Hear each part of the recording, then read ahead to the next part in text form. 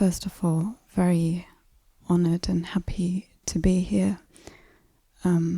So at the same time, I've thought about this all day, whether this question is even worthy of bringing up, because it's, I suppose, been talked about a lot of times, and I've heard a lot of answers to it, but I still seem to get stuck personally. And it's around the mind, essentially, when I feel like my mind, even meditation, it has the tendency to conceptualize everything, and then it's very, very quick, so quick that I have no chance of and at the same time I feel like I want to, because it also tends to spin stories, and I feel like I want to let go of that, so because it seems to rob me of being able to go deeper into, or it seemingly does. And so I suppose the question is, can I let go of it, and how do I let go of it? If you need more information, I'm happy to. The answer to that is simple. The answer to that is no. You cannot let go of your mind. And deep down you don't want to. No pun is intended. Because, frankly, nothing good can come from when the mind is gone. And it's not that somehow it opens immediately what you're sharing to a certain sarcasm.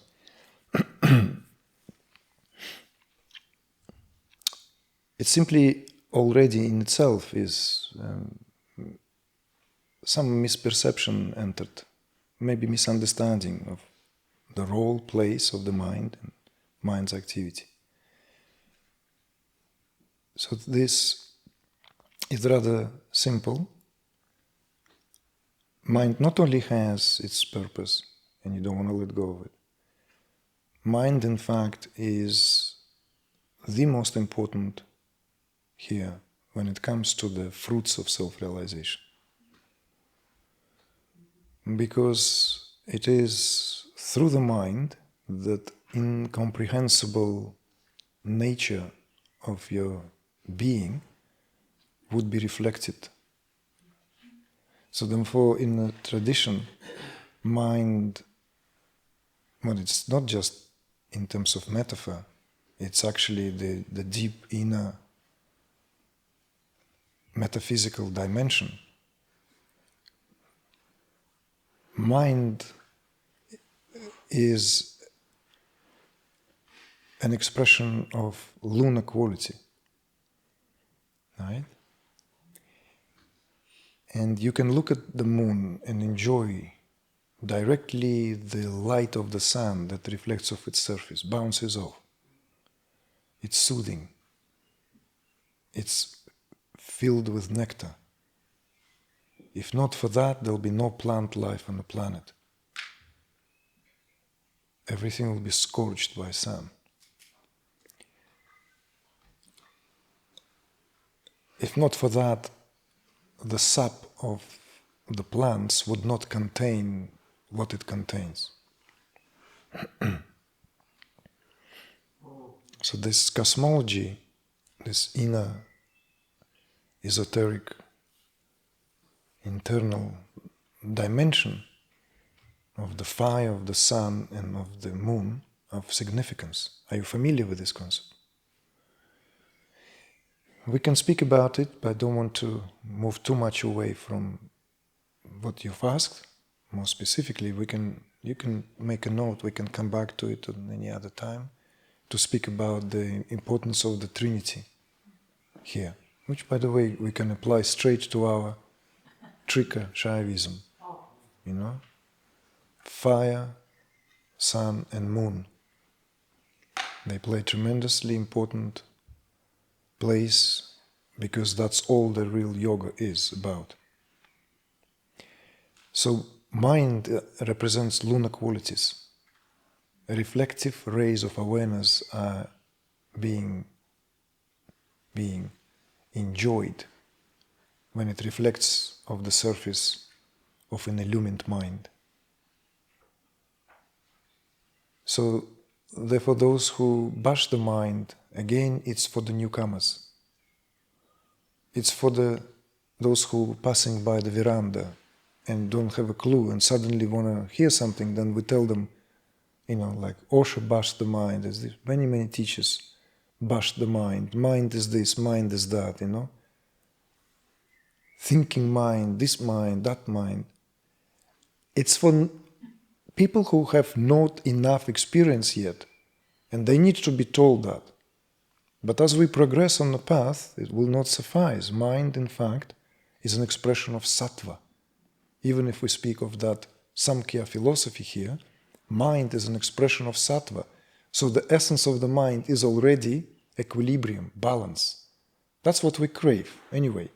Every craving, one way or another, is for the mind to return to the state of equilibrium.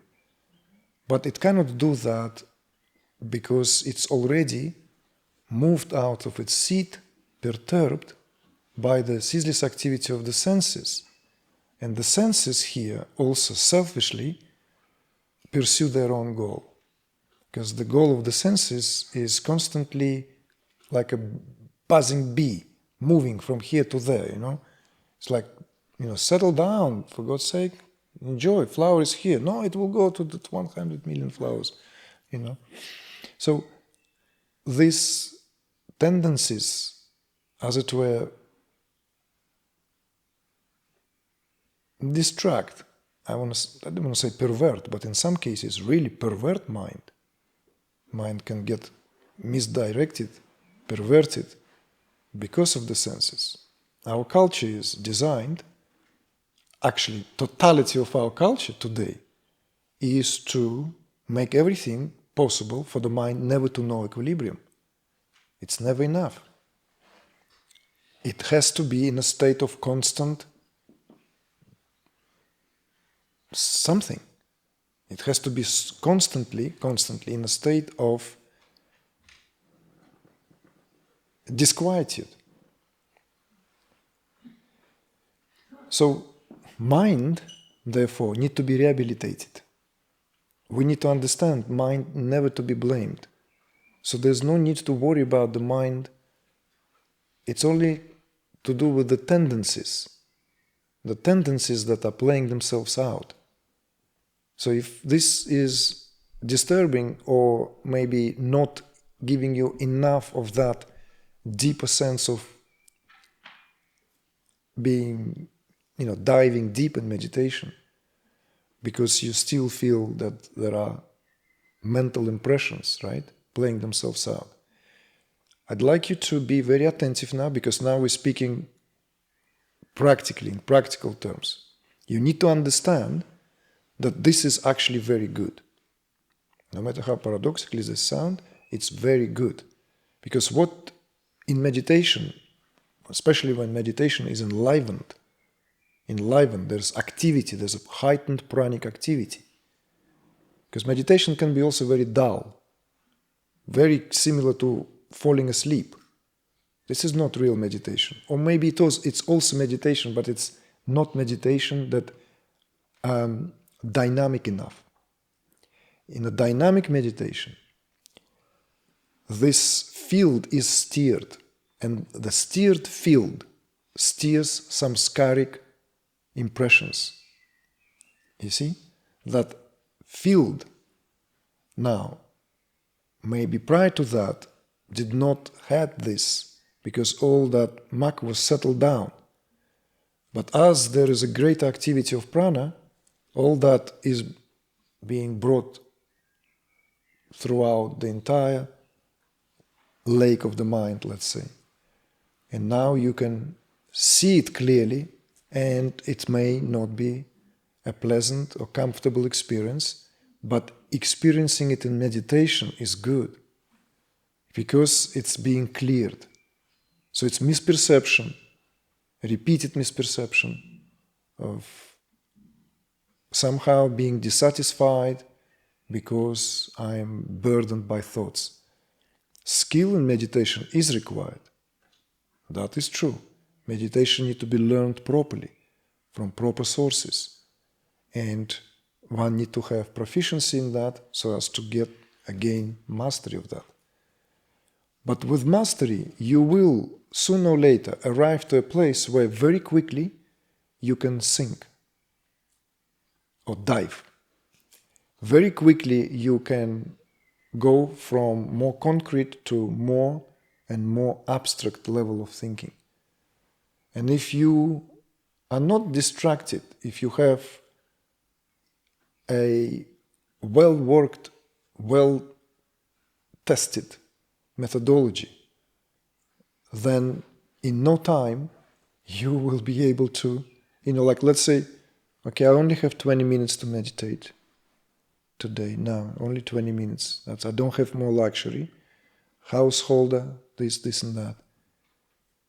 Already the programming is done. So in other words, I don't have 20 minutes to twiddle my thumb, right? And only then have 2 minutes of transcendence. It's the other way around.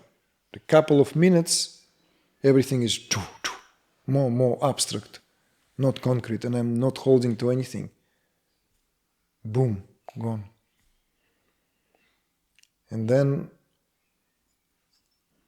the next level of mastery is when that what good meditation is, the samadhi, touching the levels of samadhi. When you come out of meditation, this can only happen when there's a repeated practice. We'll have to deal with this attentively. I don't want to skip through this. So, only with repeated practice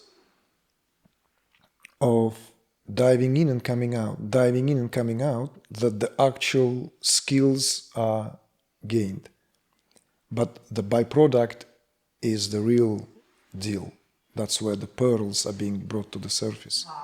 And the pearls here are that when you're out of meditation, when you're out of that sitting, that frequency, that field of transcendence is not leaving you. You are in that field. But now you are active and you're going about your daily duties. Many further questions can be asked, what if this and that? And I'm very happy to speak about this because it's important to understand that it is through the repeated practice of going in and coming out, of going in to touch that level of being where silence is, and then on coming out being given to activity, so as to infuse the field of silence with the field of activity. You're bringing out that field into the other field. As in the scriptures they call it, it's as if pouring oil from one container to another in an uninterrupted stream.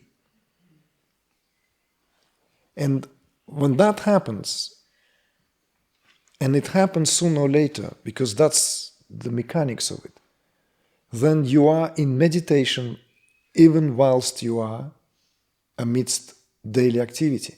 You are simply in meditation, and sooner or later need to meditate will go. There is even a very peculiar experience when you cannot meditate anymore. You become such a master of meditation that it doesn't make any sense. You sit down to meditate, it's the same as not meditating. So I might as well do something else, It makes no difference because the level of water found itself. You see? Water found its level, that's what I meant. Equalized.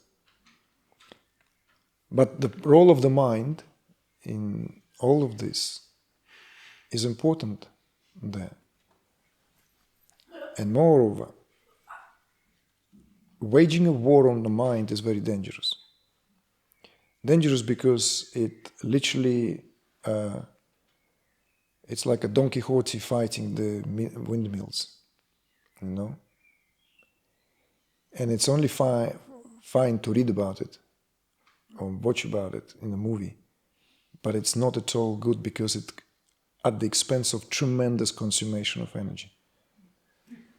The most refined form of energy is mental energy. Everyone knows that. The most refined form of energy is mental energy.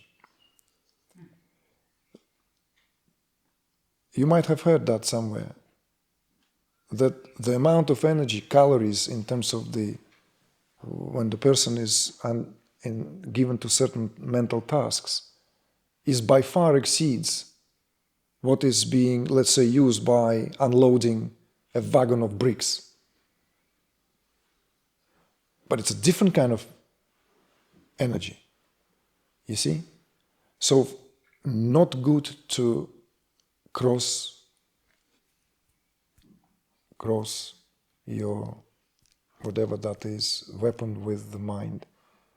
Okay? Let's befriend our mind. Let's feed our mind with the only excellent food.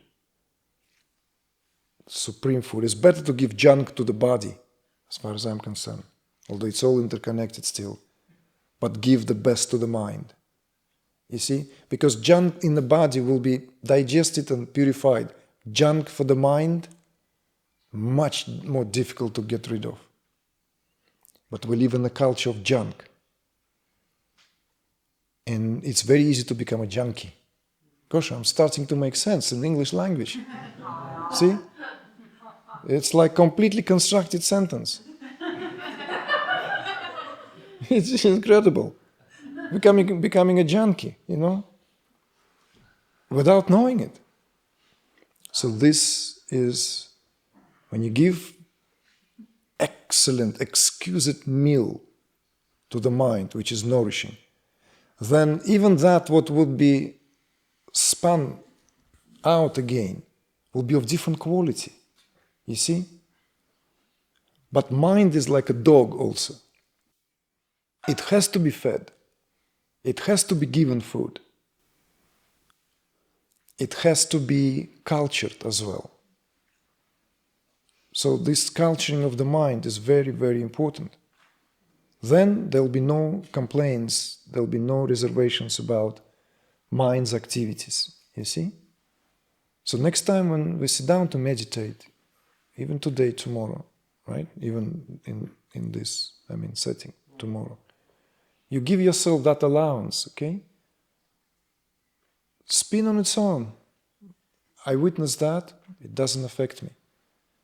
But more, if you need some practical, direct sort of like, okay, but what about, all I could say is, utilize this.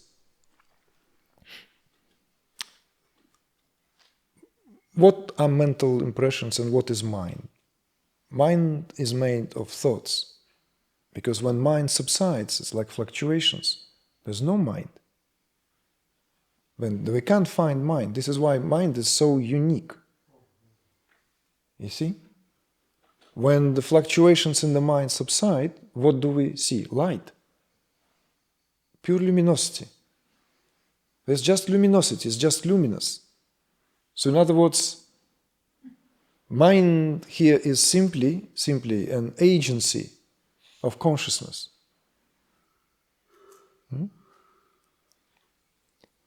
Manas Chaitanya is a saying. Mind is consciousness. It's a Sanskrit term. Mind is consciousness. It's a Shiva Sutras. You see, it slaps anyone who belittles the mind.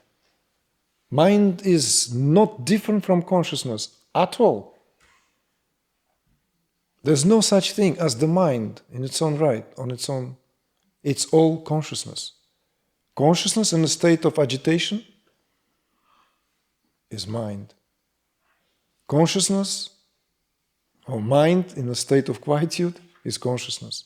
Whichever way you want to talk about this.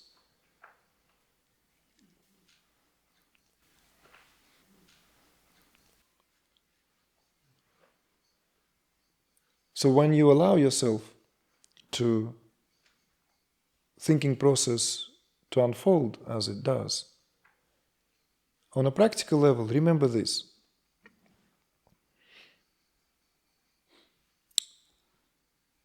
Since mind is made out of these fluctuations, and more specifically these fluctuations are made of language. It's all in the language.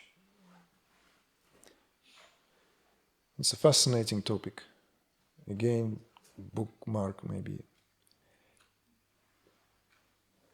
We think in groups, we think in sentences. And at the end of the thought, there is always end.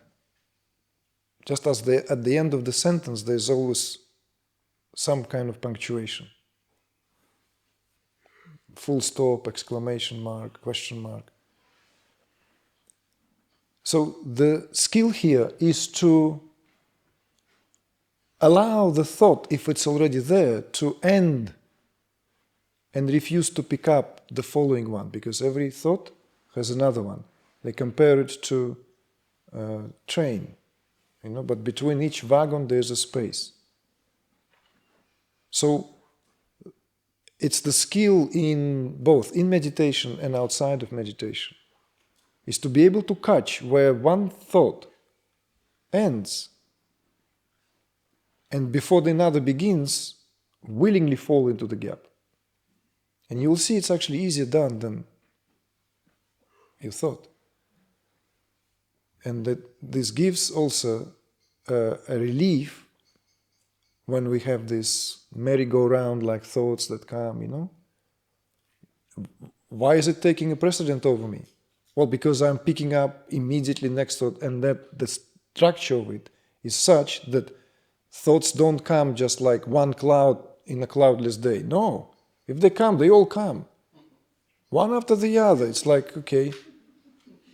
And then you're already thinking, okay, and what next? What's next? Show me what you got.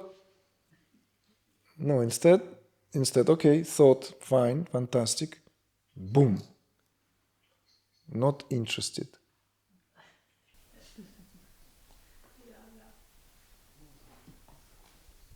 Thank you very much.